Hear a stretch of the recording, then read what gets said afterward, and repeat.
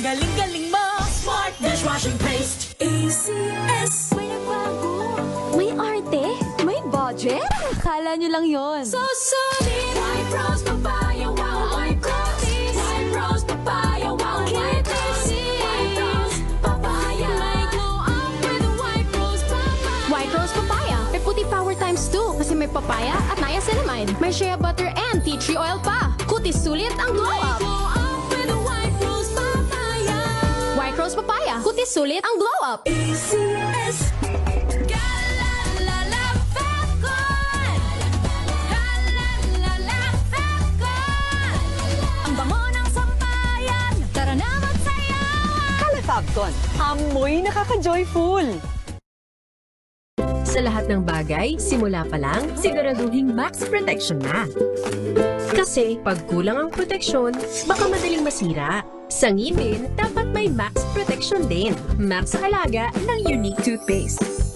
With Max Protect Formula, helps stop cavities before they start, while keeping breath fresh. Try Unique Maximum Fluoride Protection. Para Max Alaga, Max Protektado. ACS! Alas 11 ng tanghali na. DZRH Special Coverage. DZRH Special Coverage.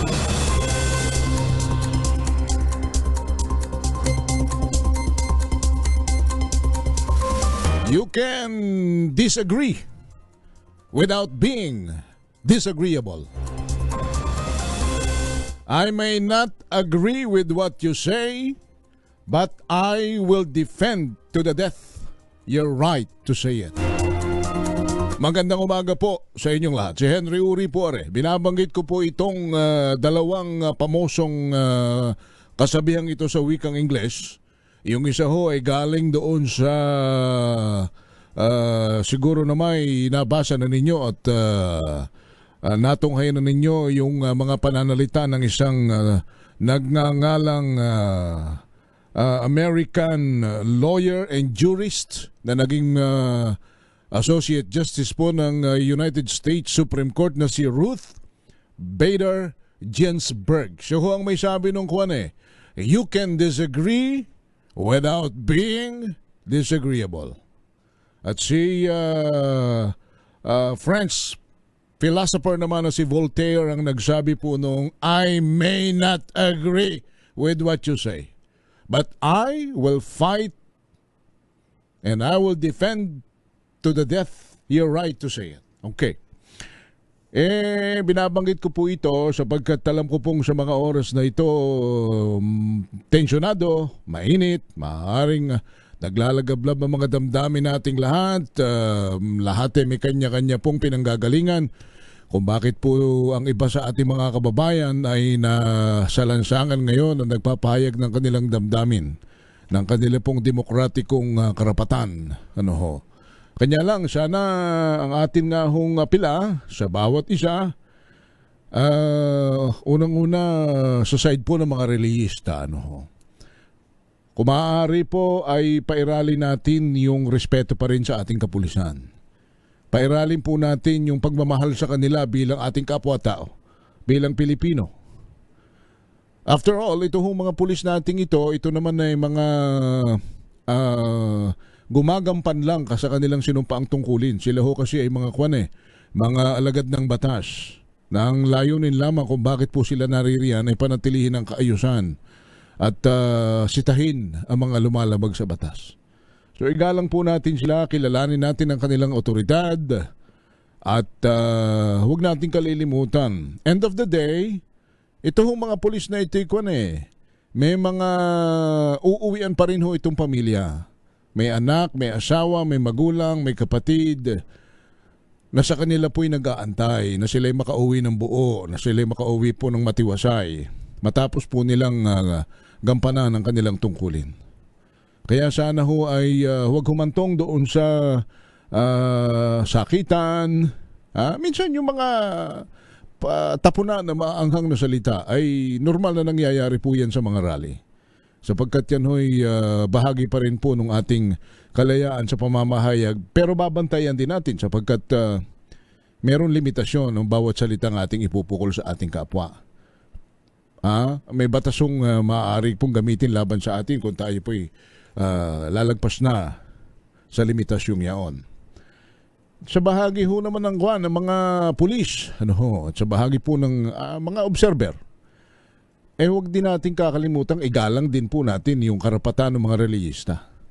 Sila po'y mamamayang Pilipino, sila po'y nagbabayad din ng buwis, galing man sila sa isang sekta ng relihiyon, may karapatan din po sila na gawin na sa tingin po nila at sa kanilang saloobin ay dapat nilang gawin. So igalang po natin ang kanilang karapatan. May it be pabor sa atin, may it be hindi para sa atin, karapatan ninyo ay karapatan din nila. Nagkataon lang na maaaring magkaiba ng bangka ang kanilang sinasagwanan. Maaaring magkaibang sapatos lang ang kanila pong suot, pero pare-pareho po tayo ng karapatan. May karapatan tayo sa demokrasyang ito na tayo po ay magpahayag ng ating mga saloobin. At wag nating mamaliitin yan. Kung ito po sinasabi naman ng kapulisan na ito po mga miyembro ng Iglesia ni Cristo, kahit po sino pa yan na relihiyon, igalang po natin. Yun lang, respeto, kilalanin natin ang kanilang karapatan. After all, alam mo ninyo, with all due respect, itong mga kapatid, itong mga kapwa natin Pilipino, mga iglesia po, kapag panahon ng halalan,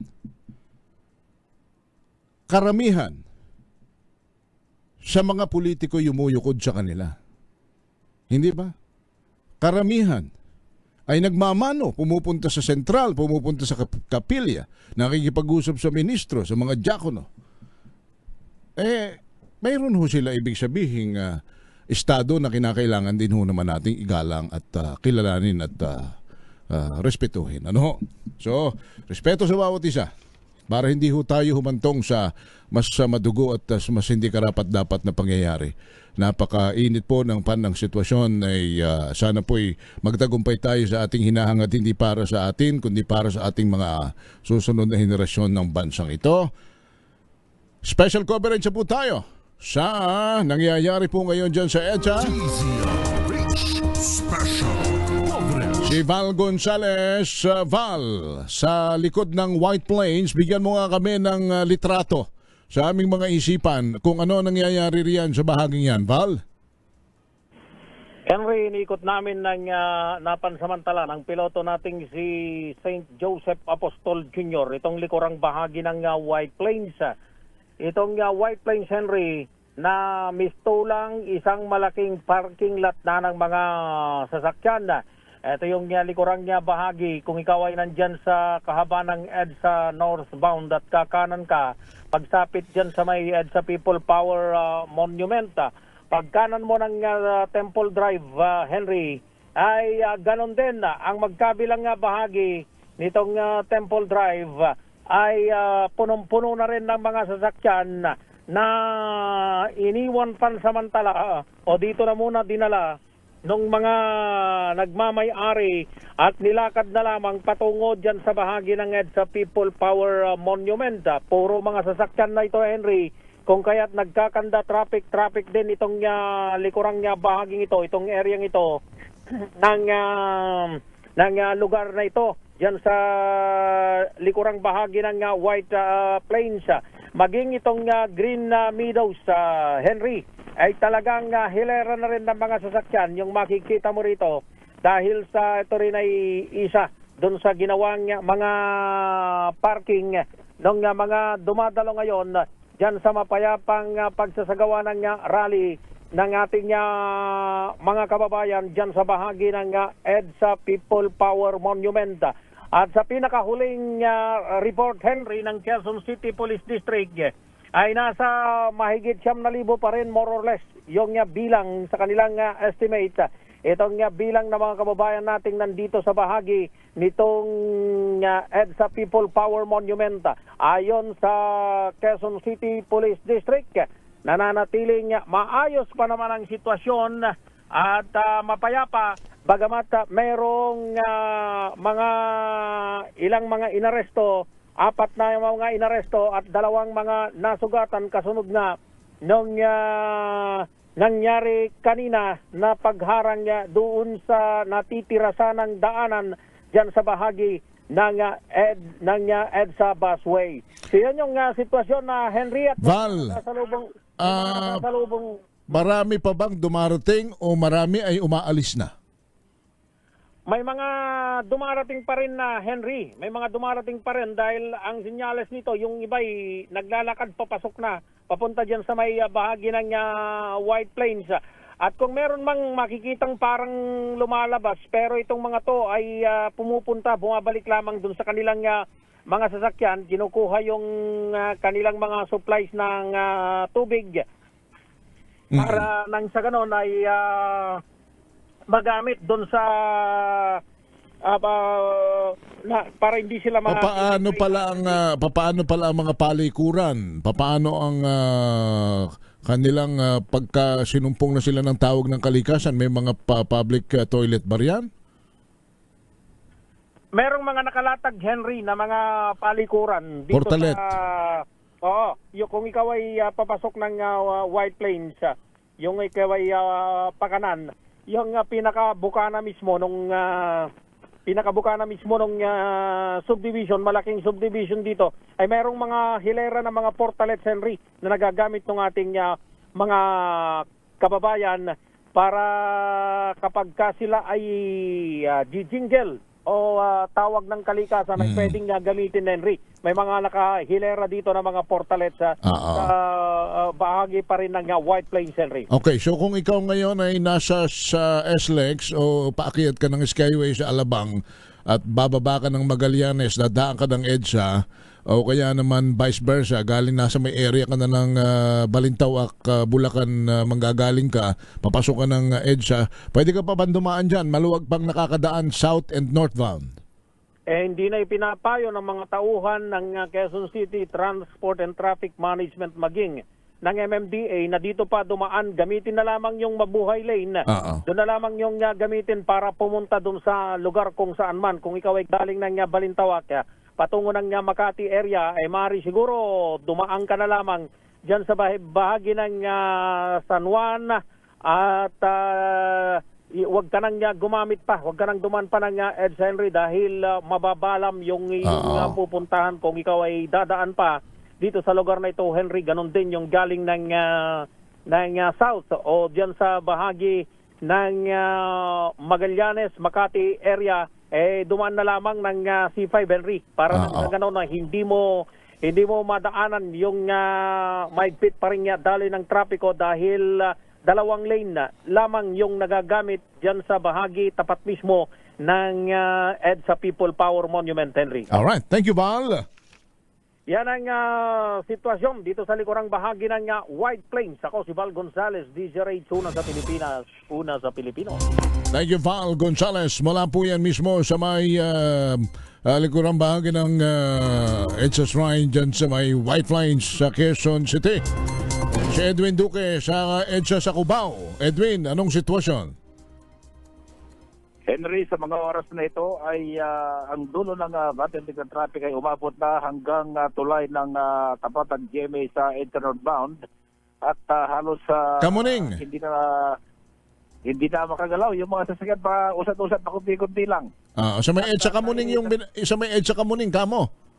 Doon pa, unahan pa. Ay halos na bago mag-apakyat ng tulay ng GMA at sinubukan nating lulusot. Pero maubusan tayo ng oras.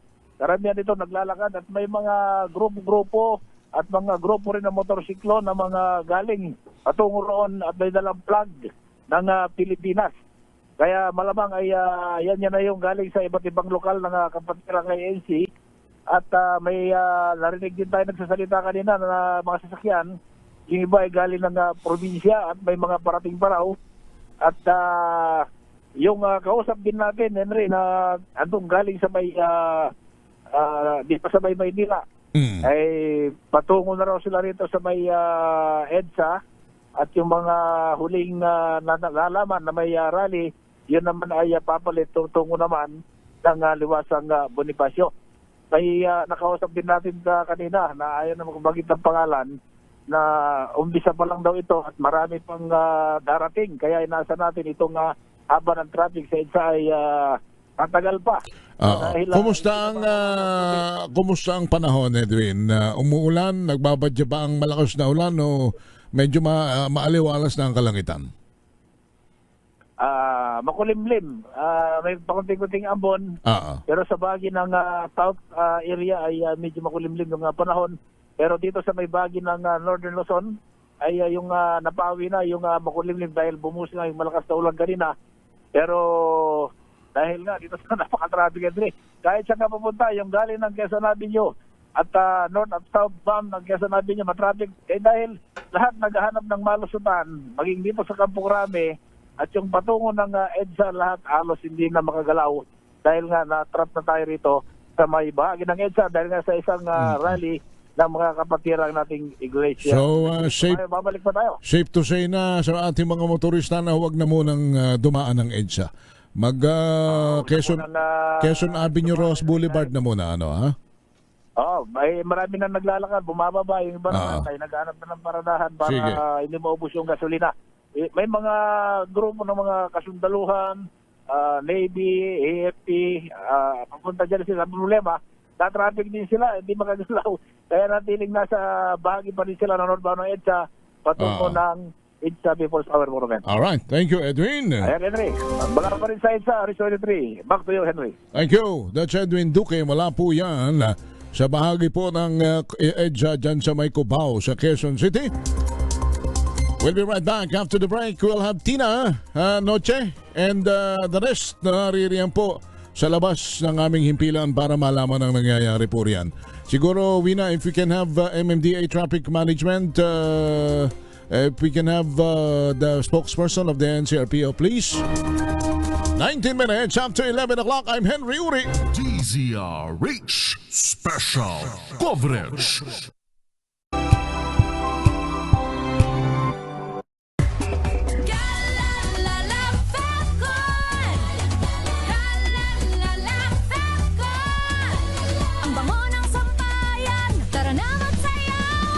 Fabcon, amoy nakaka-joyful.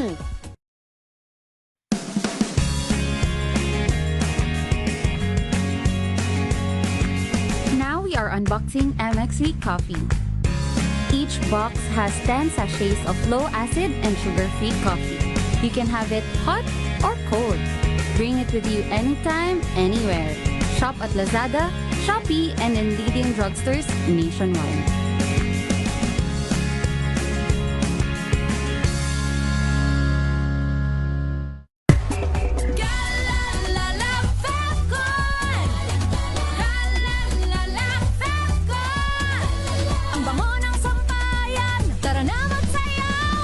Fabcon, amoy nakaka-joyful.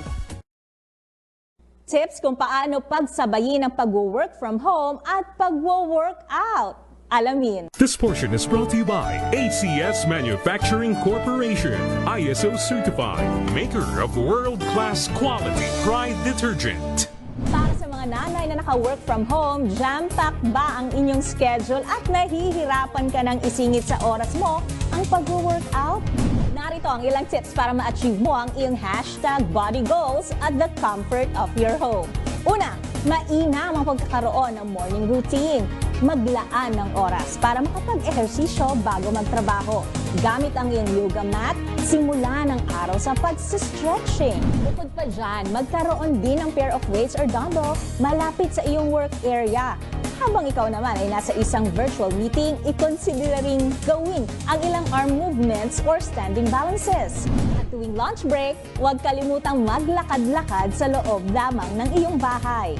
This portion is brought to you by ACS Manufacturing Corporation, ISO certified, maker of world-class quality Pride detergent. Maulan man, no worries na amoy kulong ang damit. Charm Fabcon, bangong kumakabloom, tanggal amoy kulong sa bango ng Charm. Kaya gamit ko, Charm Fabcon with Bloom Fresh technology kills 99.9% of kulob-causing bacteria. May aroma burst pa of thousands of flowers and berries. Ang sampay sa loob, no amoy kulob. Kumakablaw sa Charm! Charm Fabcon. ACS. May nagbago. May arte. May budget. Akala nyo lang yon. So solid. White rose papaya. Wow, white rose. White rose papaya. Wow, white rose. White rose papaya. May glow up with white rose papaya. White rose papaya. May puti power times 2 kasi may papaya at niacinamide. May shea butter and tea tree oil pa. Kutis sulit ang glow up. Glow up with white rose papaya. White rose papaya. Kutis sulit ang glow up. ACS. Galalala Fabcon. Galalala Fabcon. Ang bango ng sampayan. Tara na magsayawan. Kalefabcon, amoy nakaka-joyful. Sa puso ng kalikasan, natatangi ang prutas ng mangosteen.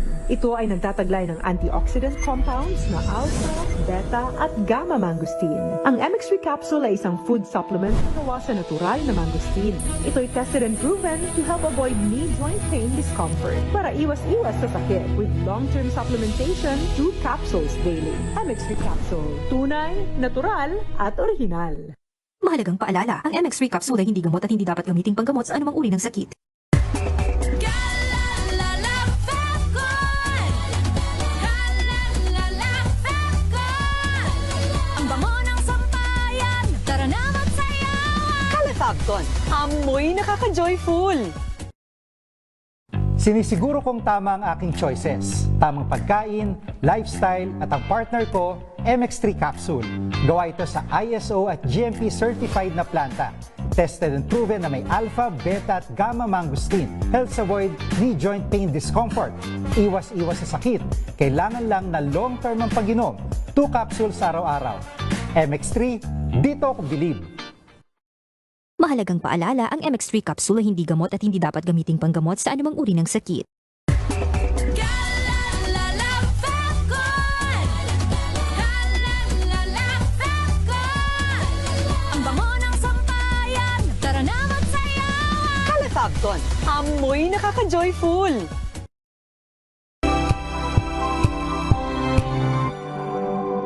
Wow, ang saya. Isang barangay na labada, puro mancha pa. Goodbye, pahinga. Mommy, isang laba lang yan sa Pride Bar Blue. May powerful stain-away enzymes na malupit sa dumit mancha. At di masakit sa kamay. Isang laba lang yan. Hello, pahinga. Hello, Pride Bar Blue. ACS. Hello, Washi! Laundry day na naman! Yay! Anong meron? Mancha ng chocolate, putik, may libag pa! Kaya natin yan! With Pride Washing Machine Detergent, may triple stain-away formula. Tanggal ang makapit, madikit, at malupit na dumit mancha. Kaya easy-easy ang labada. Mula noon hanggang ngayon! All you need is pride. All you need is pride. ACS. Tinesting, sinuri, siniyasan. Ang resulta? Super effective ang Shield sa pagpatay ng bakterya at virus. Shield Antibacterial Soap. Believe ang mga eksperto sa Philippine Nurses Association. At si Mami. Tiwala ako sa Shield.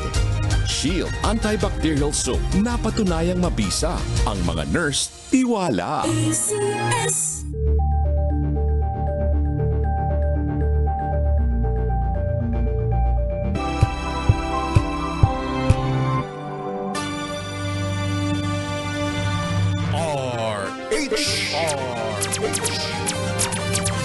Si Charlie Nozares ng MMDA Metro Base, makinig po kayo.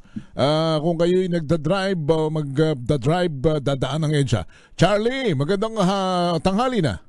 Yes, magandang tanghali din sa iyo, Samang Henry. At sa mga oras na ito nga pinapayuhan natin ng mga motorista na kung maaari iwasan muna itong EDSA magkabilang direksyon dahil lang southbound lane, mabagal pa rin ang daloy ng traffic mula dyan sa may Scout Borromeo paakyat ng Timog flyover hanggang makarating yan dito sa may White Plains. At maging ang northbound ng EDSA may pagbagal pa rin nararanasan mula naman sa may Madison sa Mandaluyong hanggang sa may White Plains din po yan. Dito naman sa Katipunan at C5 ang southbound lane ng Katipunan mula dyan na sa may panulukan ng Commonwealth Avenue. Mabagal din ang daloy ng traffic at tuloy-tuloy yan hanggang dito na sa may Calle Industria sa C5 Libis. At muling babagal yan dito na sa may paakyat ng C5 Ortigas sa flyover. Tuloy-tuloy din yan hanggang sa may Bagong Ilog. Maging ang northbound ng C5, mabagal pa rin ang daloy ng mga sasakyan mula naman dyan sa may paglagpas lang ng Bayani Road sa Taguig. Moderate to heavy traffic din po yan at tuloy-tuloy yan hanggang makarating na dito sa may Libis flyover hanggang sa may intersection ng B. Serrano at Katipunan Avenue. Maging yung mga motorista na nanggagaling ng Marcos Highway via FBR Road ay apektado rin sa pagbagal ng Libis flyover. Dahil lang Marcos Highway din, mabagal din po ang daloy ng traffic mula po dyan na sa may halos dumudugtong na rin po yan dyan sa may SM Masinag papunta dito sa may Marcos Highway sa may Barangka at tuloy-tuloy yan hanggang sa may bahagi din ng Aurora Boulevard sa patungo na ng EDSA. So yan po ang mabigat na daloy ng traffic sa may Marcos Highway kaya kung maaari ay doon sa mga may appointment, may lakad ay pwede na naman pong ipagpaliban yan at sa ibang araw na lang po natin. Charlie, kung ikaw naman ay galing lang ng South pero ang biyahe mo naman ay hanggang Mega Mall, pwede pa? Ay yung South po from Pasay going to Mega Mall, dito ka lang magkakaroon ng pagbagal ng traffic sa may Boni ngayon. Boni? Madison, yes. Kung ikaw naman ay galing ng Balintawak, Campo Crame, Campo Aguinaldo. Mabagal lang mabagal yan. Na. Dyan sa may Timog hanggang dyan lang sa may White Plains nga. Pero yung galing ng Balintawak papunta dito sa may Quezon Avenue, walang problema, maluwag ang daloy na traffic. Pero kung aakyat ka ng Skyway, simula sa area ng paglagpas mo ng toll gate ng Balintawak, kahanap ka ng paakyat ng Skyway, papunta rito sa South. Kumusta ang Skyway? Kasi sa Skyway naman, wala na tayong monitoring dyan. Hindi, pero yung mga paanan niyan, may nakikita ba kayong build-up ba? Dito sa may bahagi ng Quezon Avenue, yung mga paakyat ng Skyway, yun yung nagkakaroon ng pagbagal dyan sa may mga ramp ng na. So, ang alternative mo na lang ngayon ay Rojas Boulevard, Quezon Avenue, pero minsan ay tumutuko din. Yung yes po, yung Rojas Boulevard naman ay sa oras na ito, wala namang problema ang Rojas Boulevard. Diyan lang sa may bahagi ng Buendia, nagkakaroon tayo ng pagbagal northbound mula yan dito sa may EDSA papunta ng Buendia, mabagal din ang daloy ng traffic dyan. Pero after ng Buendia, maluwag na po yan papunta ng Maynila. Alright. Charlie, thank you so much. Maraming salamat din po at magandang umaga. Si Charlie Nozares ng MMDA Metro Base. DZRH Special Coverage. 11:30 sa area ni Giselle, dyan sa may People Power Monument, may hinimatay daw na babae. Giselle, kumusta ang lagay nung hinimatay? Nahimasmasa na ba? Hindi pa? Henry, isang babae yung nahimatay sa kasagsagan ng kilos protesta ng Iglesia ni Cristo dito sa EDSA People Power Monument sa Quezon City. Sobrang gutom at hilo umano yung dahilan kaya nawala ng bala yung babae na nilulunasan na ng Philippine Red Cross ngayon. Samantala, deklarado naman ng National Capital Region Police Office na mapayapa daw sa pangkalahatan yung sitwasyon sa kabila ng magkakasunod na tensyon. Ayon kay NCRPO spokesperson Major Hazel Asilo, kalmado na ang sitwasyon at wala nang nagtutulak ang mga demonstrador. Batay sa direktiba ng Department of the Interior and Local Government, hindi anya butuwagin ng mga pulisa yung pagkilos kahit pa walang permit basta wala raw paguluhan. Idiniin ni Asilo na wala namang double standard yung hanay dito sa grupo ng Iglesia ni Cristo at mga militanteng grupo. Sa ngayon, patuloy yung programa ng INC bilang suporta kay Senator Rolando Marcoleta na nakaumang magkasuhan ng plunder anumang araw mula ngayon. Ito si Giselle Ricopoint para sa DZ8, una sa Pilipinas, una sa Pilipinas.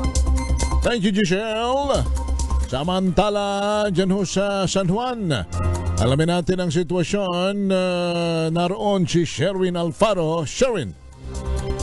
Yes, Henry, all roads leads to EDSA. Talagang hetot-hetot ang trapiko. Pero pagpasok dito sa may bahagi ng San Juan proper, medyo magluluwag yung daloy ng trapiko. Kung kaya, yung iba na gumagawi patungo ng Ortigas area at sa may bahagi ng EDSA show, ay maaaring gamiting secondary route itong bahagi ng F. Blumen Street patungo ng Shaw, palabas ng Shaw Boulevard at patungo sa inyong mga destinasyon bilang alternatibo dito sa mga gagamit ng EDSA. Dahil nga yung kanina sa report ni Edwin yung sinasabi niya yung pinakabuntot ng usad pagong na daloy trapiko nandiyan na sa may JMA Kamuning flyover patungo ng southbound maaring bagtasin na ating mga kababayan itong interior road ng bahagi ng San Juan patungo naman sa likod na bahagi ng Shaw Boulevard para makalabas dito sa may bahagi naman ng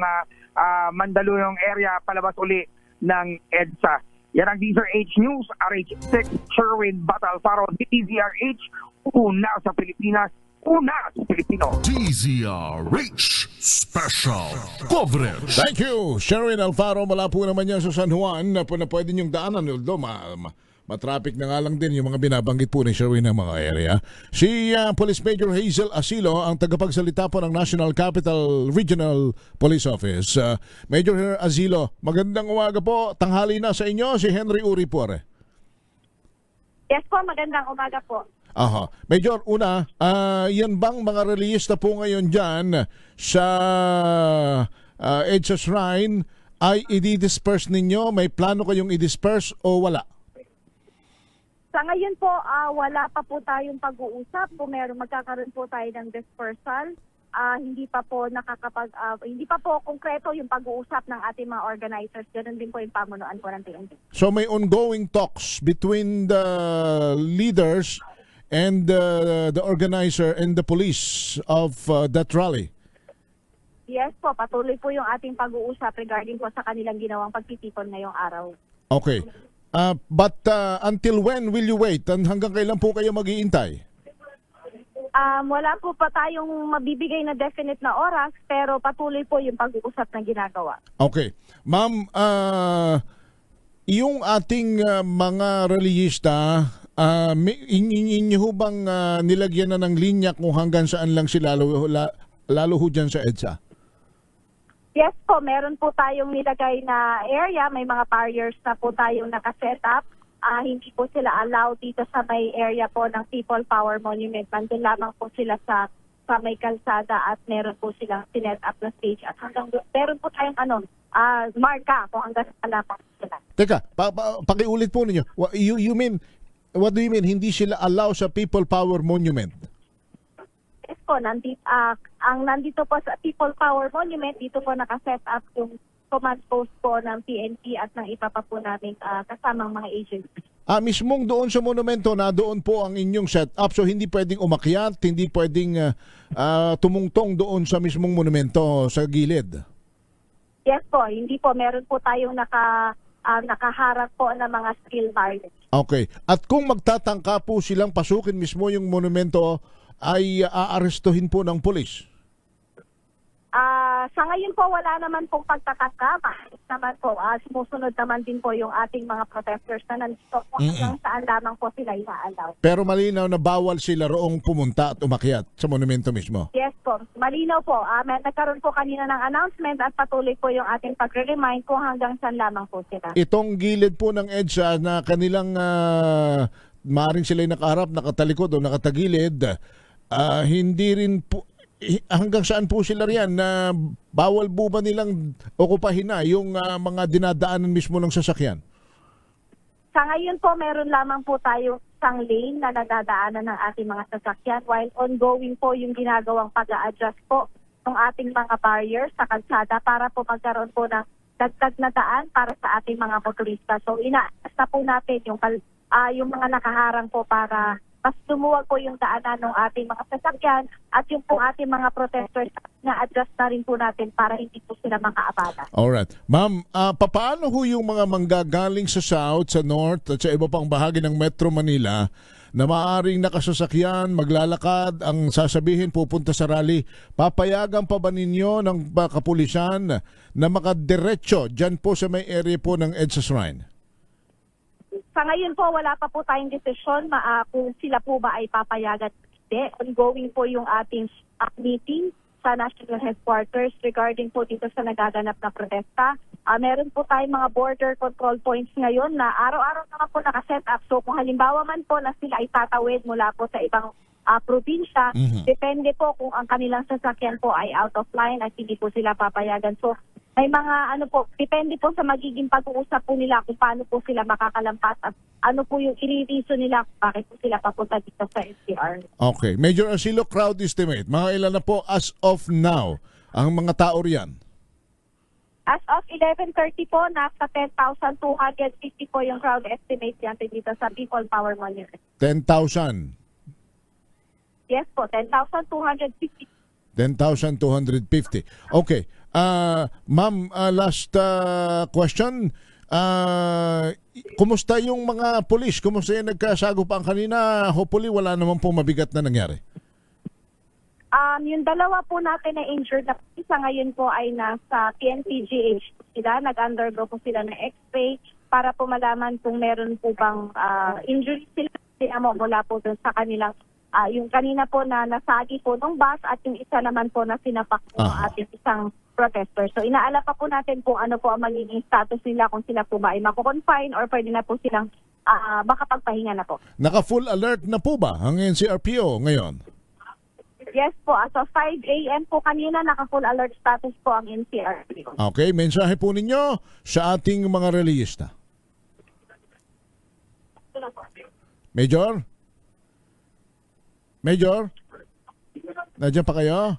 Sa ating po mga kababayan na makikinahog po sa mga pagtitipon, hinihiling po ng inyong kapulisan ang patuloy na mapayapa at responsableng pakikisa sa ating po mga motorista at commuters na naapektuhan. Kami hinihingi ng inyong pangunawa at pasensya. Kami po ay nakatutok katuwang ang iba pang ahensya ng pamahalaan upang mapanatili po ang kaayusan, kaligtasan at maibsan po ang epekto ng daloy ng trapiko. Alright. Thank you, Major Hazel Asilo, tagapagsalita po ng National Capital Regional Police Office. Ma'am, salamat. Maraming salamat. Thank you, Major Asilo. Samantala! Flash Report. Flash Report! Mayroon naman, medyo maganda-gandang balita naman. 85 times 5. 5 days din ito. Per day ito, di ba? Yun hong mga manggagawa sa Metro Manila ay makakatanggap na 85 pesos na dagdag sahod. Ibig sabihin kung 5 araw, 425 ang mapapadagdag sa 5 araw. So kung ita-times mo sa 4 yan, Wina, sa isang buwan, ay, kaya tayo nagmaskom no? 1.7. So, ibig sabihin, 85 sa loob ng isang buwan, kung 5 araw ka nagtatrabaho sa isang linggo, makakatanggap pa ng dagdag na 1,700 sa iyong sweldo. Ang mamingat lang, yung kaltas. Sige. Maigin na rin yan. Isang order na ulam na rin yung 85 pesos na yan So, Plus report natin, 85 pesos, dagdag na sahod sa mga manggagawa sa Metro Manila. Inanunsyo ng DOLE. Tina, kailan mangyayari ito, Tina? Kailan ang effectivity nito? Oo, sa July 19, madadagdagan nga ng 85 pesos. Dalawang bugso ito ipatutupad, Henry. At madadagdagan nga ng 85 pesos ang arawang sahod ng mga manggagawa sa Metro Manila. Ito ang inanunsyo ni Labor Secretary Francis Tolentino sa kanyang pagbisita sa Malabon Central Public Market ngayong araw. Ayon kay Tolentino, nasa 1.5 milyong minimum wage earner sa NCR ang direktang makikinabang sa nasabing hakbang. Pakinggan natin si Secretary Tolentino. Tinataas po natin ang sweldo ng lahat ng manggagawa dito sa Metro Manila. Makikinabang po ay 1.1 million daily wage earners. Tinataas po natin sa isang kasaysayan 85 pesos increase. Pinakamataas po yung 85 pesos bawat araw para sa manggagawa sa pribadong sektor. Ang pagtaas po ay ibibigay sa dalawang hulog. 60 pesos effective July 19, 2026 at 25 pesos sa Enero 2027. Tina! Yes, Henry. Akala ko naman ay isang buhusan. So 60 lang sa July 19, okay na rin. 25 pesos sa January. Oo. Malaking tulong na rin yan para sa ating mga manggagawa, Henry. Lalo na't ngayon ay napakamahal. Bakit kaya daw, napaliwanag ba ni Secretary Tol kung bakit hindi biglaan o bakit hinimay pa? Oo. Kung matatandaan mo, Henry, marami ng mga nakabinbin na mga panukala dito nga kaugnay sa mga taas sahod, merong 200 pesos. At yan ang napagdesisyonan ng Regional Tripartite Wage Board.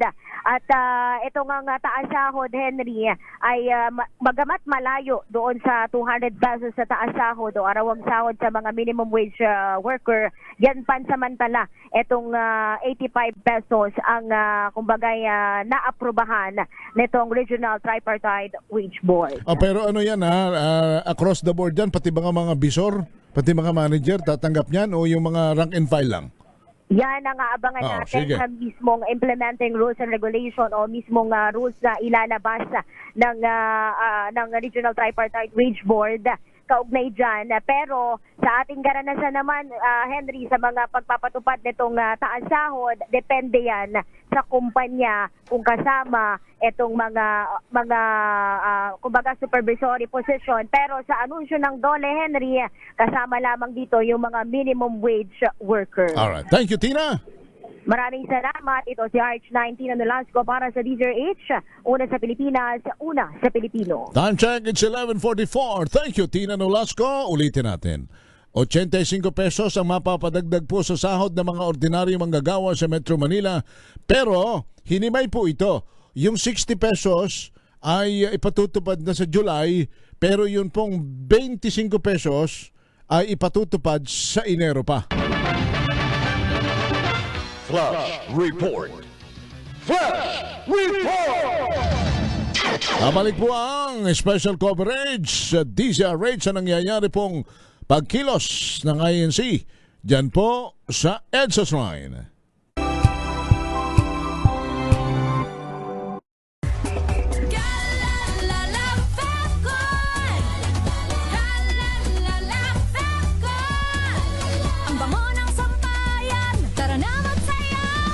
Fabcon, amoy nakaka-joyful.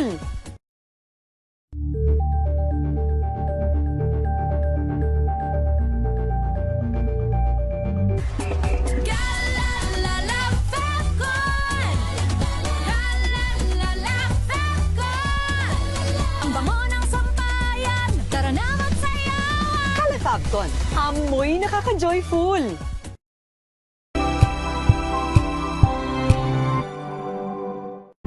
maagang balitaan, maagang usapan sa mga issue at balita. Kasama si Kuya Angelo Palmones sa Magandang Umaga Pilipinas. Mula Lunes hanggang Biyernes.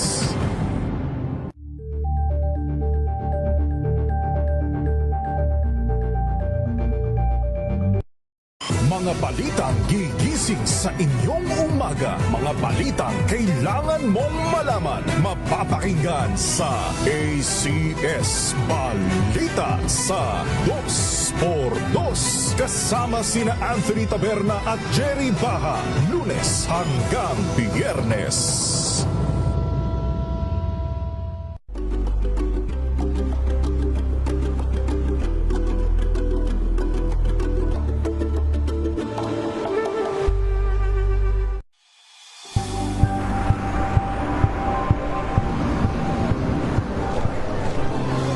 Mga eksperto. Dito lang sa Expert Opinion. Ito ang The Better News. TNVS. Trending and Isang kwento, iba't ibang anggulo.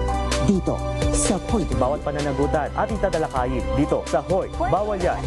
Pilipino, dito lang sa Music TV, Matchable Entertainment and Lifestyle. Ito ang MBC TV Network News. Una sa Pilipinas, una sa Pilipino.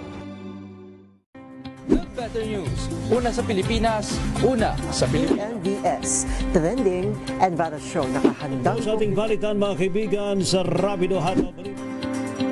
Public Service Hour. Siyempre pa, una sa Pilipinas. Una Ayan sa... ang kabuhanan din pala tuntuan ng break time. Sabay nyo na po ang mga balita at talakayan sa Balansyado. Maraming sa...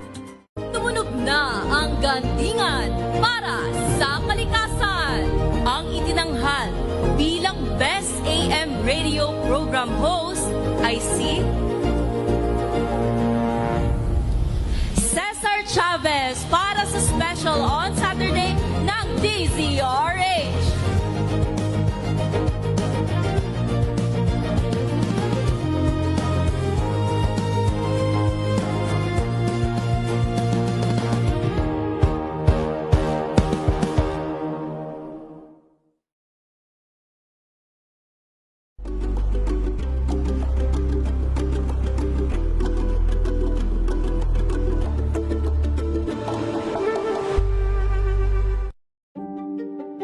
Buklatin ang mga pahina.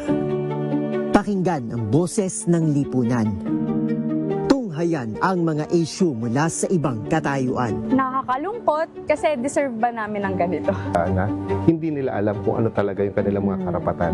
Yung gobyerno, tinulungan nila yung kanilang magsasaka. Pinapatahimik tayong lahat using various laws. Through education, kayang-kaya nating baguhin yung ganitong klaseng pag-iisip. Isang kwento, iba't ibang anggulo.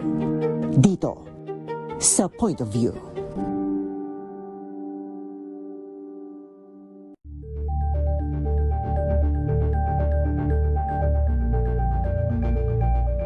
Tambalang Anthony Taberna at Jerry Baha ang gigising sa inyong umaga dahil lalatay ang humahagupit na diskusyon at komentaryo Lunes hanggang Biyernes sa 2x2.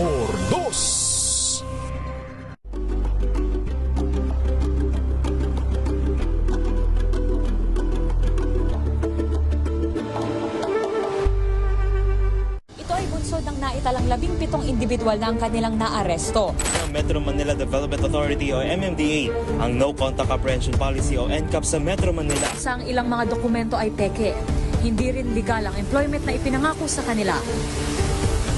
Sa mata ng batas, mananagot ang sangkot at may sala. Dahil sa bawat paglabag, may karampatang parusa. Alamin ang mga pananagutan sa likod ng mga bawal. Dito sa Hoy! Bawal yan, tuwing Sabado, alas 11:30 ng umaga. Dito lang sa DZRH TV. Samahan niyo po ako hanggang 7:30 ng gabi. DZRH Usapang Liga. Magandang gabi Pilipinas, Metro and Mega Manila, Nas Extension sa DZRH at RHT. Naray Simayan at Kisses Hubson para sa DZRH, una sa Pilipinas. Una sa Pilipino. Tumunog na ang gandingan para kanyang parangal bilang Best News Anchor ay walang iba kundi